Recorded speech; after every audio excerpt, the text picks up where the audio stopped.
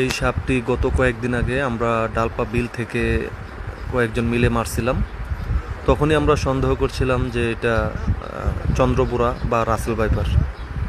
এটার গায়ের যে ছোপ ছোপ দাগগুলা, এগুলা আপনারা বুঝতে পারছেন না, হয়তোবা এটার গায়ে কাদা মাখানো ছিল।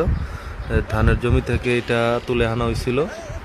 তখনই আমরা সন্দেহ করছিলাম যে এটা রাসেল ভাইপার, এবং তখনই আমরা সবাই মিলে, আমাদের ছোট ভাইরা অনেকে ছিল, ওরা ধানের জমির পাশ থেকে এটাকে তুলে আনছে, তুলে এনে এটাকে মারা হয়েছে। তখন যারাই দেখছে, ওইখানে উপস্থিত যারা ছিল মারার পরও, সবাই এটাকে দেখে, এটার যে গায়ে ছুপছুপ দাগগুলা, এগুলা দেখে সবাই বলছে যে এটা চন্দ্রপুরা বা রাসেল ভাইপার।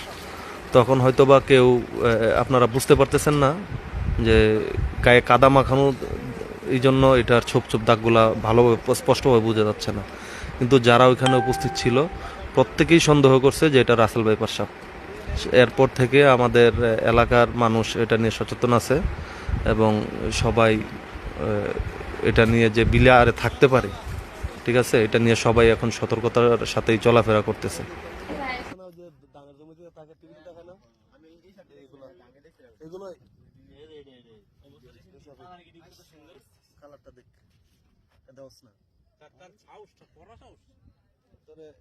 রান্না করে তোরা খাওয়া